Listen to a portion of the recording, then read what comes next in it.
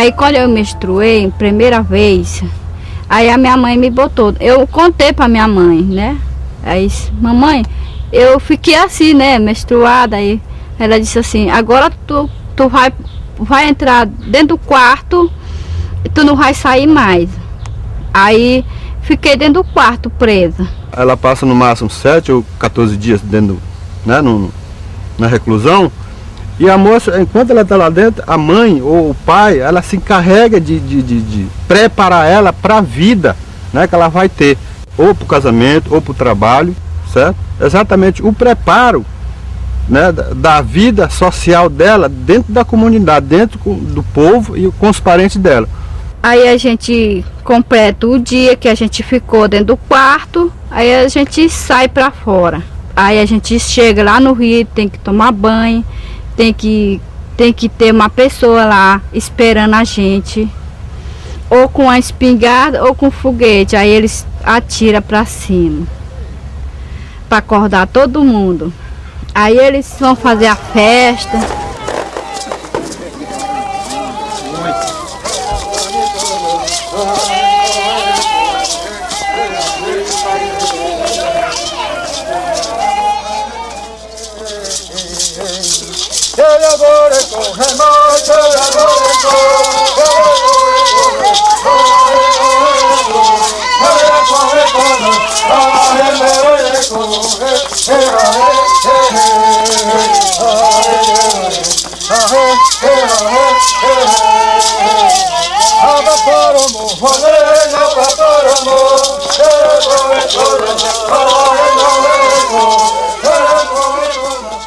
Se essa festa não acontecer, essa moça geralmente ela vai ter algum problema de saúde mais adiante.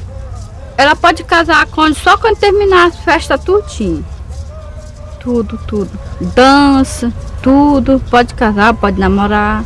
Até o pai da moça, digamos, dentro de uma comunidade, se ele não chegasse a fazer essa festa, para ele ia se sentir envergonhado dentro da comunidade, tá? Muitas vezes até se mudar da própria aldeia e criar uma aldeia para ele mesmo, e muitas vezes acontece isso.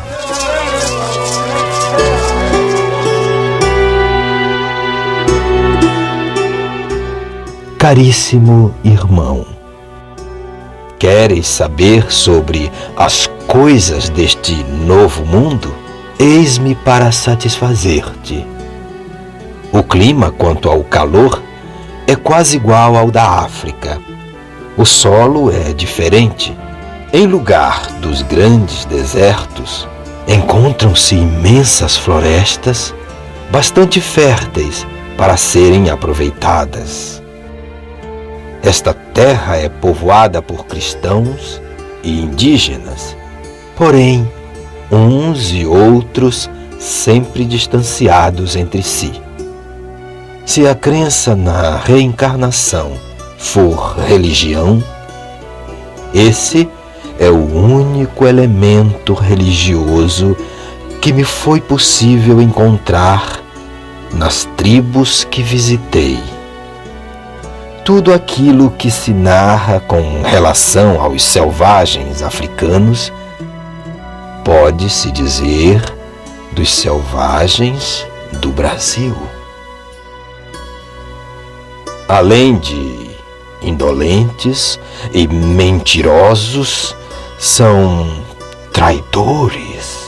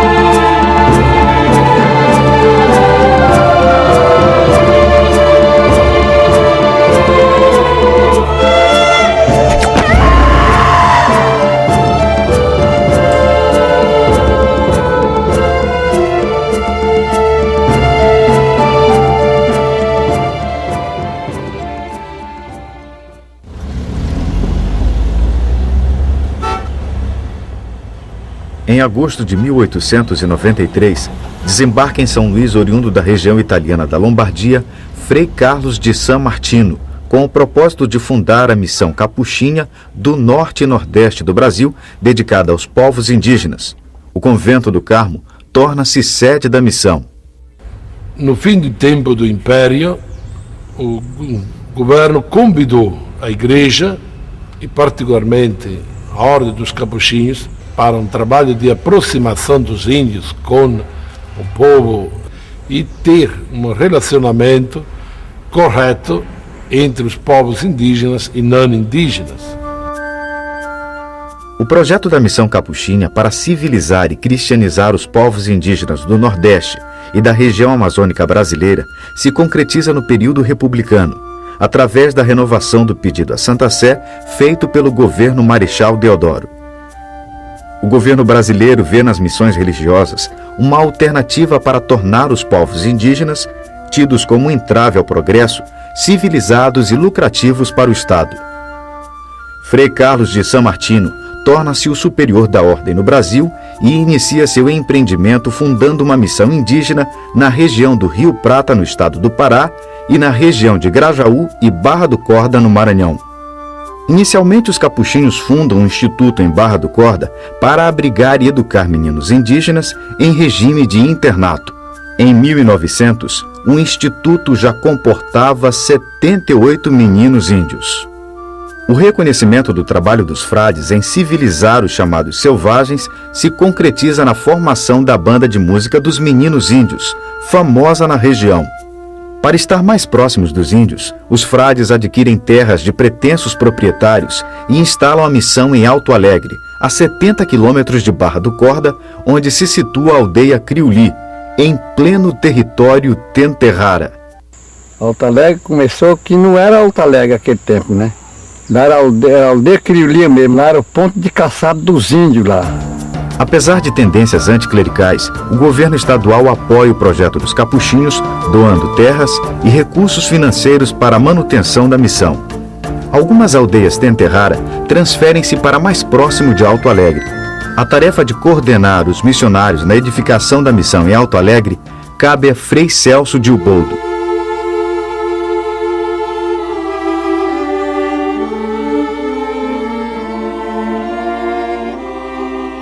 Nestes últimos meses, Deus nos deu uma grande consolação.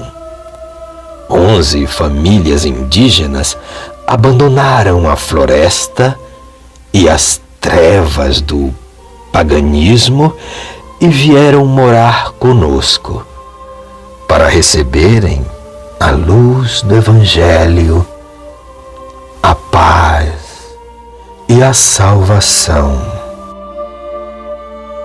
A partir do êxito com a experiência de internato em Barra do Corda, os frades passam a questionar a respeito do futuro desses meninos índios. Claro que os meninos, com o tempo, vão querer casar. Mas com quem? Com moças selvagens? Isto seria perder o fruto da educação dada ao menino. Eis, pois, a necessidade de um instituto para meninas indígenas. Um instituto para meninas índias é criado em Alto Alegre, funcionando em regime de internato. Inicialmente, as internas ficam sob os cuidados da religiosa leiga e professora Dona Carlota Bezerra. Em seguida, os frades buscam apoio de irmãs capuchinhas. 6 freiras genovesas e uma maranhense, lideradas por Madre Rubato, aceitam o convite. Antes de partir de Alto Alegre, a superior escreve algumas recomendações às irmãs. Minhas filhas, trabalhai muito por esta missão, por estas filhas dos silvícolas, agora vossas filhas. tudo suportai para salvar almas, para abrir-lhes as portas do paraíso. Se houver necessidade, imitai o exemplo de todos os santos, que por este único fim foram mártires. Como metodologia tanto do internato em Barra do Corda quanto de Alto Alegre, as crianças são isoladas, para que mais facilmente aceitem a fé católica e os novos costumes dos chamados civilizados. Nas incursões realizadas ultimamente, obtive 42 meninos, 6 dos quais fugiram, 2 foram para o céu e os demais aprenderam no instituto de maneira admirável. Os pequenos selvagens foram trazidos da floresta sobre meus ombros. Mais uma vez, corri perigo de ser flechado. A nossa vida está sempre em perigo.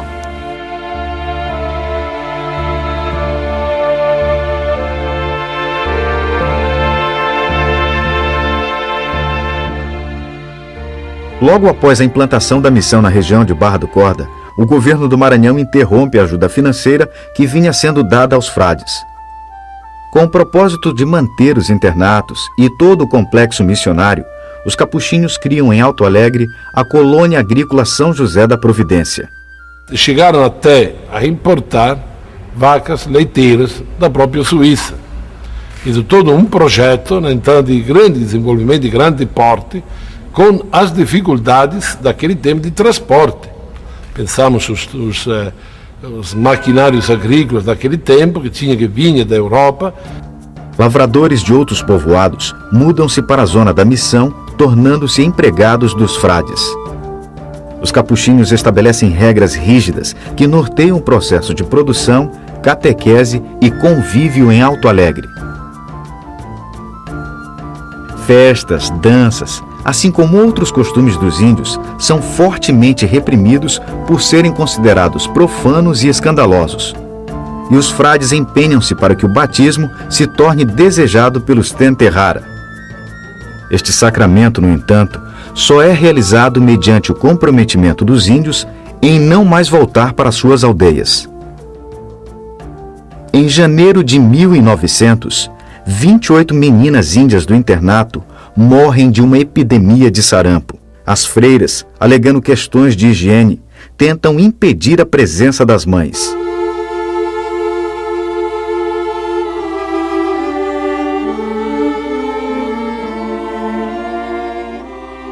Cara madre, como esta é uma doença epidêmica muito braba, já levamos várias meninas para o cemitério. Por conselho dos reverendos padres, mantivemos a situação em segredo tanto quanto foi possível. Mas com a morte da primeira menina, tudo foi revelado. Em pouco tempo, a nossa casa ficou cheia de caboclos, todos querendo ver as suas filhas. Para acalmá-los, com medo de uma revolta, tivemos que abrigar em casa quase todas as mães das meninas, durante 2 dias e 2 noites. Imagine, madre, a nossa casa transformada em aldeia. As mulheres cantavam, gritavam e choravam, e nós a correr, ora ao lado de uma, ora ao lado de outra, para lhes dar carinho e conforto.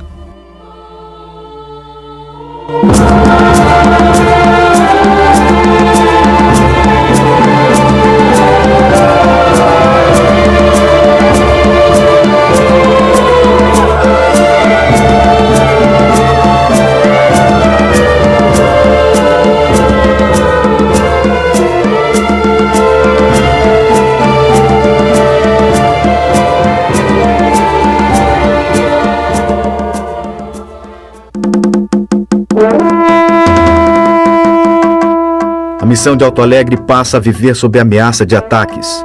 O cacique João Caboré e o índio Manuel Justino destacam-se como líderes e ameaçam assaltar a enfermaria e resgatar as crianças que ainda vivem.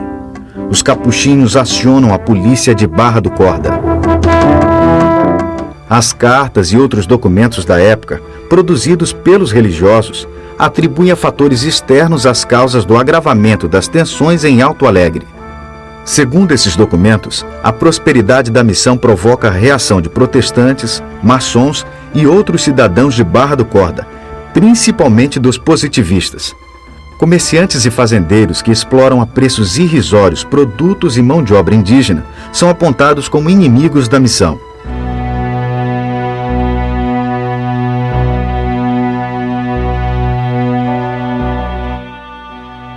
Se a missão indígena dependesse das autoridades civis, como acontecia nos tempos do Império, já nos tinham expulsado, pois o ódio contra nós destes fariseus, hipócritas e ladrões do suor dos índios chegou ao cúmulo. Mas ninguém pode contra Deus. Quanto mais nos perseguem, mais e mais a missão progride e triunfa.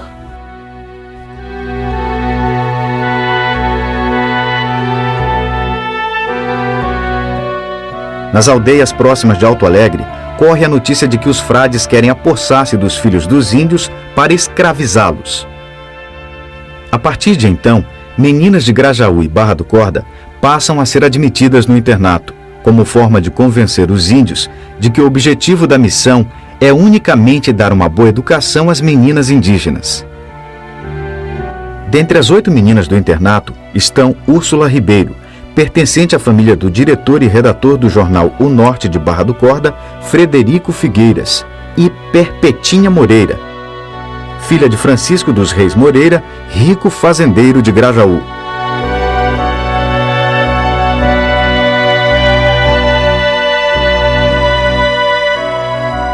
Na tentativa de acalmar os ânimos, os frades conseguem, junto ao governo estadual, a atribuição de patentes para o cacique Caboré e a outros índios revoltosos. As patentes de capitão, general, generalíssimo, de valor insignificante para os não-índios, representam um importante dispositivo permitindo ao governo manter as lideranças indígenas em uma situação de aliança e controle. No ato da distribuição de patentes, os índios recebiam roupas, outros presentes e, eventualmente, armas. Para o índio, a patente recebida das mãos do Papai Grande, como era conhecido o presidente da província do Maranhão, reforça a condição de líder.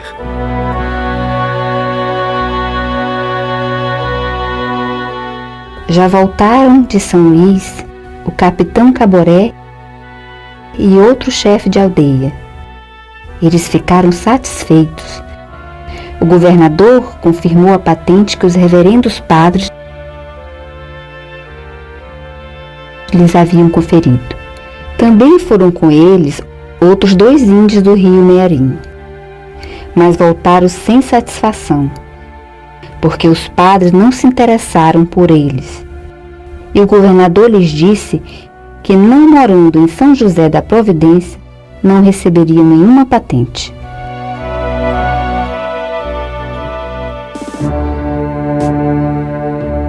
O cacique João Manuel Pereira dos Santos, o capitão Caboré, conhecido pelos índios como Caiuré e Mana, é um tenterrara que desde o início da missão se submeteu à catequese, participando fervorosamente dos rituais católicos.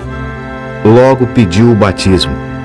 Caboré passou a ser um exemplo do sucesso da catequese e seu casamento com uma cristã foi realizado pelos frades em Alto Alegre com a presença de pessoas ilustres de Barra do Corda.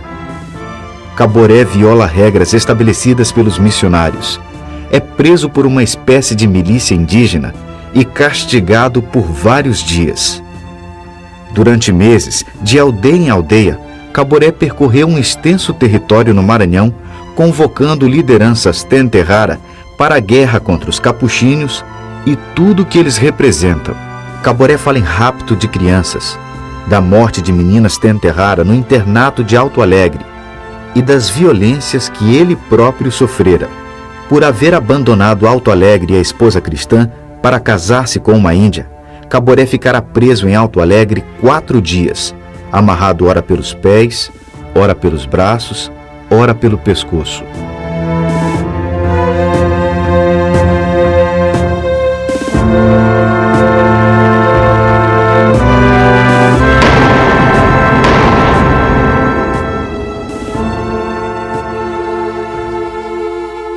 Agora é o momento de Caboré. Os 4 frades e 7 freiras estão mortos, e com eles os demais moradores de Alto Alegre e de algumas fazendas vizinhas. São 200 cadáveres. Os jornais anunciam como o maior massacre de brancos por índios na história do Brasil. A tragédia ganha repercussão internacional. O Papa Leão XIII declara que os frades e freiras trucidados pelos índios são as primícias do século XX, os primeiros frutos da nova estação doados à Igreja.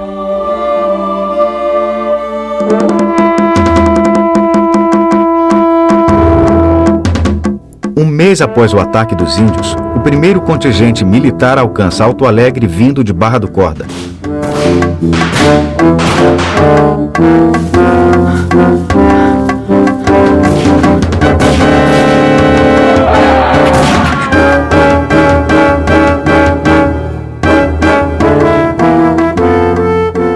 Os Tenterrara conseguem repelir os 2 primeiros ataques. O Estado, depois de algumas expedições que não tiveram sucesso, decidiu utilizar um outro povo indígena que é relatado como sendo Canela, só que essa denominação Canela se refere a diferentes povos timbira, e nesse momento foram utilizados para facilitarem esse trabalho de apreensão dos Tenterrara. 40 índios Canela participam da ofensiva final, apoiados por uma unidade militar de São Luís, além de 70 policiais de Barra do Corda e Grajaú, comandados pelo capitão Goiabeira.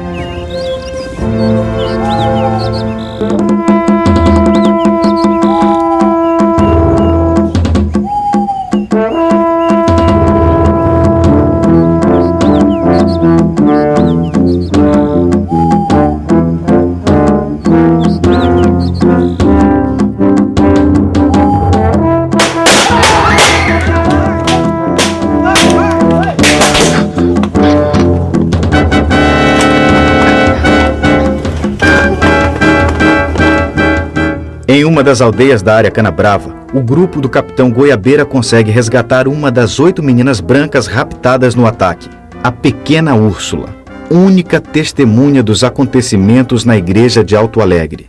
As outras meninas jamais foram encontradas.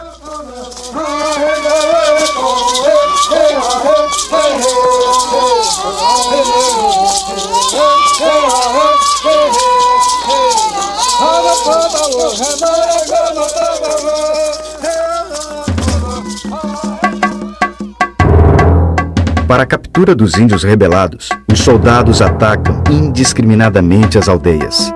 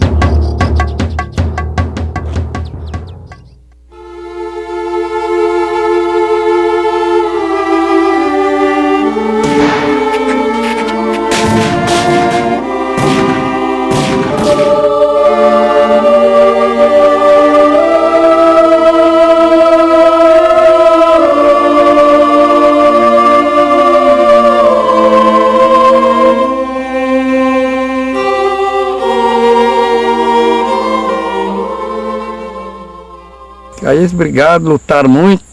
Caboré já estava cansado demais, né? Caburé foi se ter num lugar por nome Cana Brava, em cima, parece uma aldeiazinha que tinha lá. Aí ele ficou lá. Quando estava muito cansado, ele disse, rapaz, agora vamos descansar. Quando pensou que não, a polícia cercou ele, né? Aí os discípulos dele queriam fazer fogo, né? Aí disse, não, baixa as armas. Né? Ele mesmo se entregou e mandou baixar as armas, né? Em fins de agosto, os Tenterrara conhecem a derrota.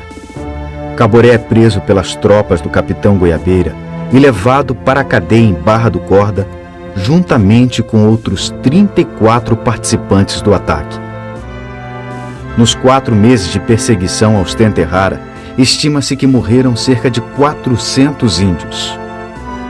Antes que termine o ano de 1901, Caboré amanhece morto na cadeia de Barra do Corda.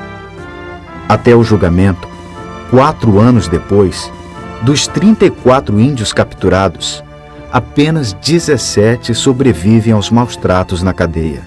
Os índios são considerados culpados, mas são libertados por serem juridicamente inimputáveis, não responsáveis por seus atos.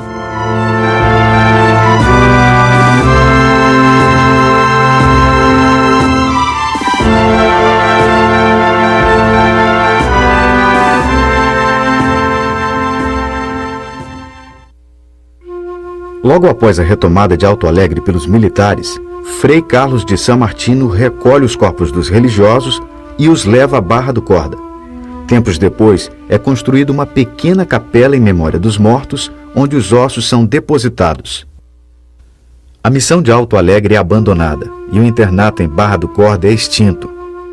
Nos anos que se seguem, a cada dia 13 de março, os capuchinhos relembram os religiosos mortos com celebrações no Brasil e na Itália. Nas gravuras sobre o chamado Massacre de Alto Alegre, publicadas na Itália logo após o incidente, os Tenterrara são representados a partir de imagens de índios norte-americanos e de negros de etnias africanas. Os chamados mártires são representados nas iconografias da igreja envoltos numa aura de santidade, bondade e entrega ao sacrifício. Criam-se expectativas de canonização dos 11 religiosos. E não é também que eles não sabiam que, como consequência da sua missão, podia acontecer isso. Eles sabiam.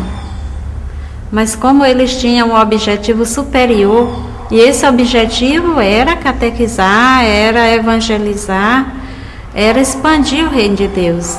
Embora, quando o momento chegou, é lógico, eles procuraram também evitar isso. Procuravam fugir, mas só que não tinha mais como, procuraram se esconder. Mas também o próprio Jesus, ele chorou, ele suou sangue, ele gritou a Deus. O meu avô, Pedro Freitas, era vaqueiro dos frades, lá no Alto Alegre. E um índio avisou por várias vezes do que eles iam fazer contra os padres. E quem tivesse lá ia matar todo mundo lá. E levou meu avô às matas para mostrar a quantidade de índios que haviam chegado. Aí ele acreditou. O índio disse, compadre, vai embora, porque eu já fui escolhido, porque eu sou teu compadre para matar tu, matar teu esposo e matar teu filho. Porque eu sou teu compadre e eu vou te matar bem devagarinho. Diz que dói pouco, não dói a facada. Ele foi lá no convento, contou a história, eles não acreditaram, acertou as contas com os frades, comprou um animal, botou uma carga e botou minha avó, Maria do Carmo Pinheiro Freitas, no meio da carga, e viajou a noite toda com minha mãe a pé, de 6 anos. Quando chegaram de manhã, do dia 13, que era um domingo, no lugar chamado Lagoa Danta, lá, na hora que eles estavam matando o povo e os frades lá no convento, na hora da missa, a minha avó estava descansando o filho, que ela estava em mês de descansar. E lá eles passaram a quarentena, não foi nem 40 dias, uma média de 60 dias, E quando voltaram, que chegaram aqui na cidade, o pessoal se assombrou, porque todo mundo daquela região, eles achavam que os índios haviam assassinado todo mundo, né? E quando eles chegaram aqui, eles ficaram pensando diziam que ali não era o Pedro Freitas, que era a alma, o espírito de Pedro Freitas com a mulher e os filhos que estavam andando aqui na rua. Após o incidente de Alto Alegre, recrudesce entre os não-índios um forte ressentimento contra os Tenterrara, aprofundando preconceitos e estigmas. As narrativas sobre o rapto de Perpetinha Moreira difundem na região o estigma da crueldade dos índios. Mas diz que lá no Alto Alegre mesmo, assim, nas matas, ainda tinha o nome dela escrito numa árvore. Ela falava assim, disso aqui vai passando a infeliz Perpetinha. Agora, nós achamos até que quando eles conseguiram fazer alguma coisa sobre a vida sexual dela, ela disse, não me procurem mais que eu não existo mais para Deus. O horror dos cristãos, a chamada selvageria dos índios, se eterniza na efígie dos mortos de 1901, estampada na fachada da Igreja Monumento, erigida pelos capuchinhos em Barra do Corda. Não só a igreja, mas a versão do Estado brasileiro e dos brasileiros de modo geral, é no sentido de potencializar a agressividade, né, da ação praticada pelos índios. E um dos termos utilizados nesse sentido é exatamente o termo massacre. Nas aldeias, hoje eles se referem a esse incidente como o tempo do Alto Alegre, porque para eles tudo transcende aquele momento final em que eles assassinam, matam padres, freiras e fiéis que estavam na missa. Para eles há um tempo que é mais longo, em que eles estão sendo diariamente massacrados, se a gente puder utilizar o mesmo termo. 50 anos mais tarde, os capuchinhos retornam a Alto Alegre e ali reconstroem a missão. Edificam ao lado da antiga igreja uma outra ainda maior. Desta vez atraem famílias camponesas de outras regiões, junto às quais passam a exercer atividades missionárias. Quando nós chegamos no Alto Alegre, os índios começaram a trabalhar com nós, com o papai. Aí nós ficamos lá, junto com esses índios, junto com esses padres. Aí fomos juntando aquele pessoal, foi chegando muita gente. Eu sei que quando a gente pensou que não, Alto Alegre estava Alto Alegre.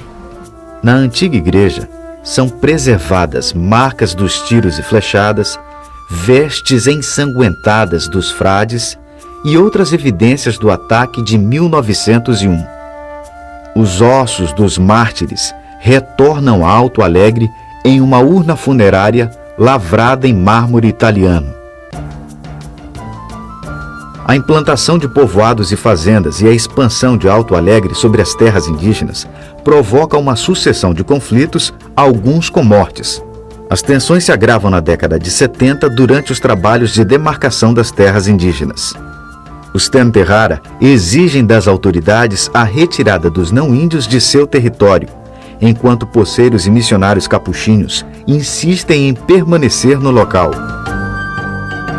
Numa atmosfera de luta contra a ditadura, a sociedade civil cria entidades voltadas para a defesa dos direitos humanos, dentre elas, as indigenistas, que favorecem a luta dos índios pela retomada de seus territórios. As entidades mobilizam a opinião pública através de eventos em São Luís com a participação dos Tenterrara. Em setembro de 1979, a FUNAI, Fundação Nacional do Índio, firma um convênio com o governo do Maranhão, repassando uma grande quantia em dinheiro para a remoção e reassentamento das famílias camponesas da terra indígena. Ingressando com ação demarcatória na Justiça Federal do Maranhão, a Ordem dos Capuchinhos tenta garantir sua presença no Alto Alegre, e os poceiros recusam a transferência para o local escolhido pelo governo, onde as condições de vida são precárias. 2 anos após a assinatura do convênio, o dinheiro repassado ao governo do estado é utilizado em outras finalidades. O governo do Maranhão decide não mais honrar o seu compromisso de reassentar os poceiros em outro local, mantendo as famílias juntas. É proibida qualquer atividade produtiva em Alto Alegre. Chegava umas pessoas lá, uns representantes não sei de onde, Aí dizia que tinha que suspender o serviço da roça. Lá se viam os homens da roça. O governo se compromete em alimentar os moradores até a conclusão da transferência. A cesta básica que ele mandou, as pessoas só comiam porque, infelizmente, estavam com fome. Porque o feijão não cozinhava, o arroz não prestava, nada prestava do que ele mandou. Cansados da incerteza, proibidos de fazer suas roças e assustados com a ameaça de guerra, os poceiros acabam aceitando a irrisória indenização oferecida pelos órgãos oficiais e finalmente se retiram. Os poceiros são levados a demolir suas próprias casas e, com o dinheiro da venda de telhas e madeiras, custeiam um transporte para a mudança. As famílias se dispersam. Algumas deslocam-se para a periferia das cidades próximas, outras mudam-se para o vizinho povoado de São Pedro dos Cacetes, também situado em terras indígenas. Quando se retirou de novo todo o povo de Alto Alegre, automaticamente também os missionários que vieram para Barra do Corda vieram trazendo os seus pertences, inclusive os ossos dos mártires. O segundo martírio. Triste, né? As fotografias dos álbuns de família guardam recordações do cotidiano no extinto Alto Alegre e representam para os expropriados um documento simbólico de posse e do direito à moradia.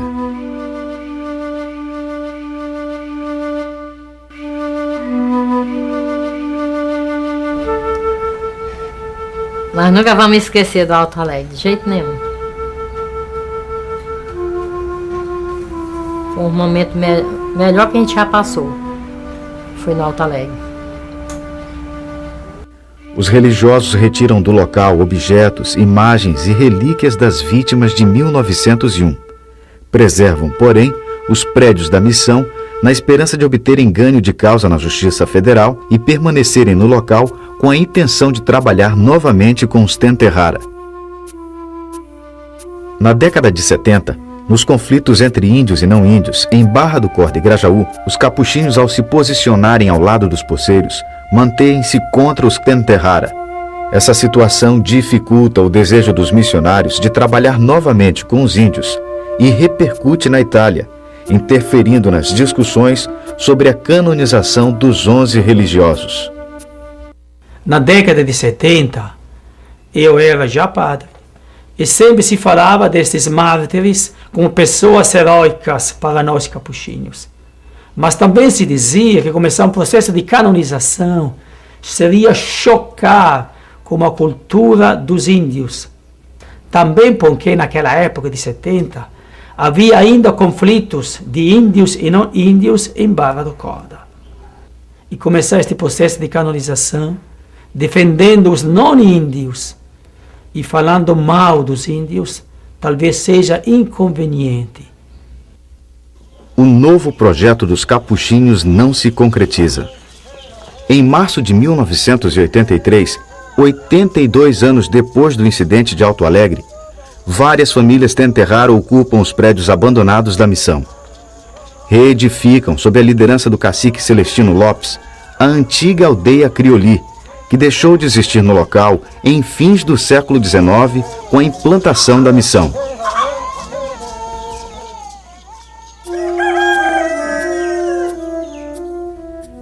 Em abril de 1995, o governo do estado promove a retirada dos moradores de São Pedro dos Cacetes.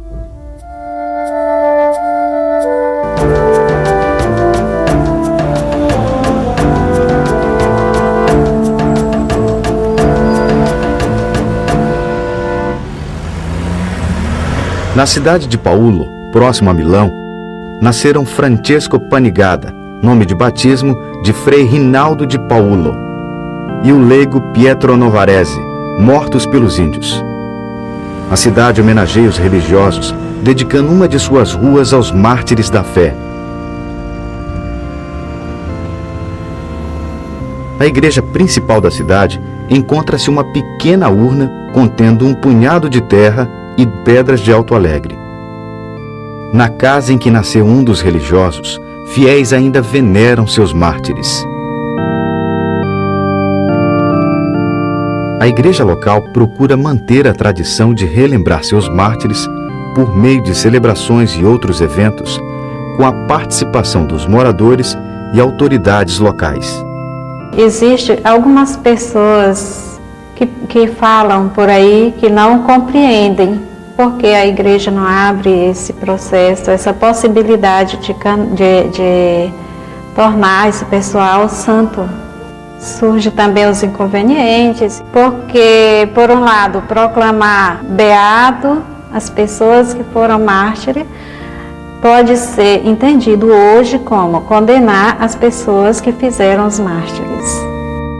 A imagem mais conhecida dos mortos em Alto Alegre e largamente difundida entre os fiéis reproduz uma pintura feita na década de 60.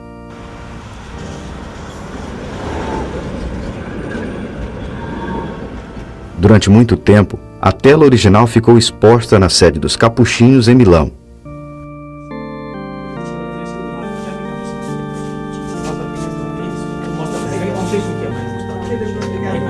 Hoje, a obra se encontra no depósito do Museu da Ordem.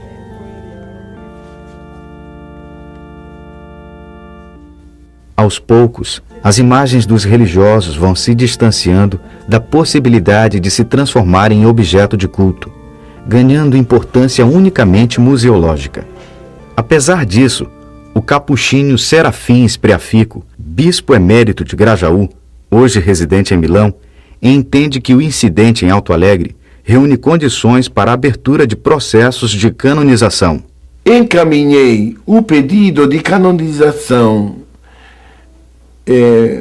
aos superiores da província capuchinha de Milão em relação aos mártires de Alto Alegre com duas novidades. Isto é, a primeira, não somente mártires, frades e freiras, mas todos os cristãos. Eventualmente também dos índios e das índias que faleceram dentro deste massacre assim chamado. Lembramos as figuras que, querendo ajudar e promover a pessoa humana, deram e sacrificaram a própria vida.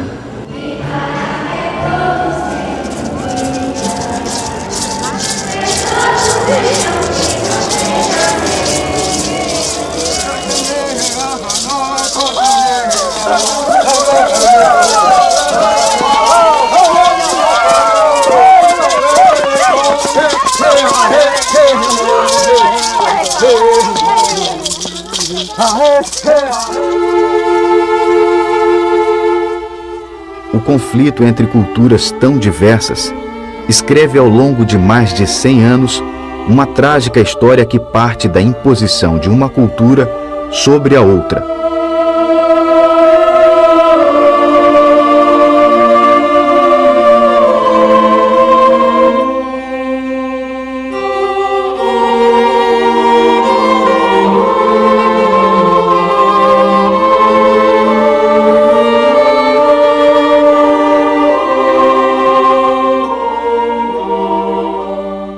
A estratégia do Estado é essa, é impedir a continuidade do ser Teneterrara.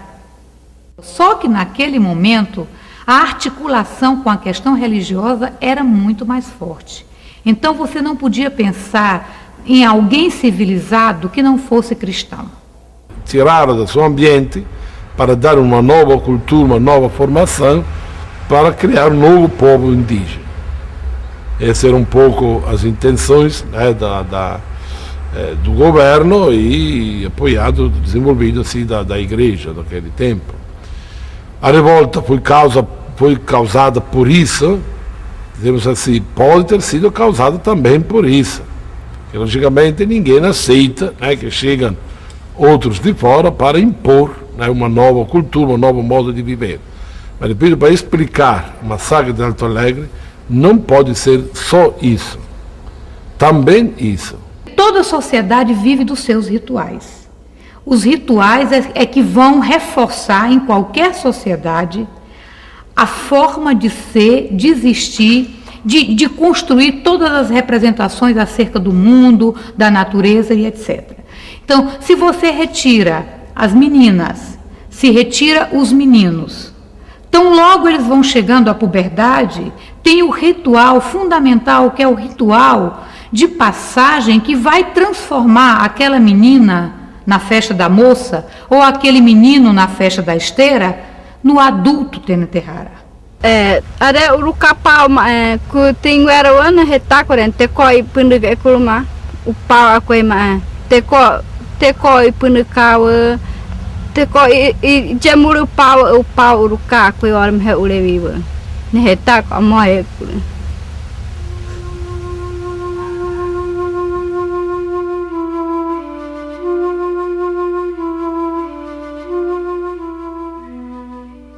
Mas certo é que a autodeterminação dos povos indígenas está à base de qualquer desenvolvimento, de qualquer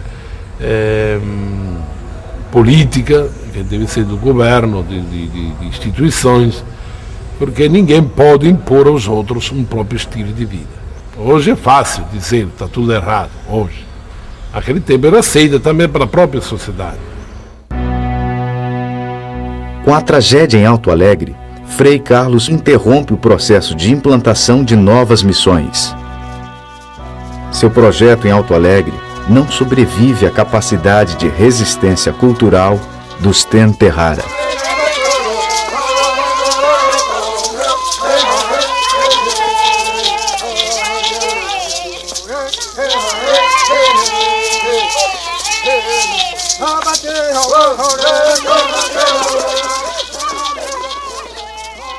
O Caboré se tornou um ícone nessa história toda. Tanto um ícone visto pelo lado dos brasileiros como o extremo da crueldade, como um ícone hoje visto pelos Teneterrara como um herói. Aquele que defendeu o povo Teneterrara na sua contínua luta pela liberdade. Quantos índios morreram? De tiro também, né? Esse aí não tem história dos índios. Não tem, em canto nenhum não tem essa história do índio, né? Então, a revolta, nossa revolta, eu digo logo, nossa revolta, eu não, que já estou velho, mas o mais novo, é sobre aquela fotografia que tem ali. Porque nenhuma repartição da FUNAI, que é órgão federal do índio mesmo, né? Não tem foto dos índios que morreram, nem foto do João Caboré, não tem.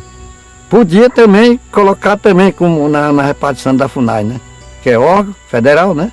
Que é do índio mesmo, é o pai, para dizer, o pai do índio é a FUNAI, né? Isso é que é revolta. Vem um branco da Itália, criança é curioso, aí ele vem de lá, quando chega aqui, aí o pai, vamos para a igreja, meu filho. Aí ele olha, papai, que negócio é esse aí?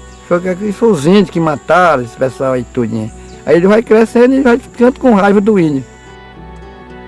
O cemitério onde Capitão Caboré foi enterrado não existe mais. Hoje é uma praça que leva o nome de um promotor público dos tempos do Império.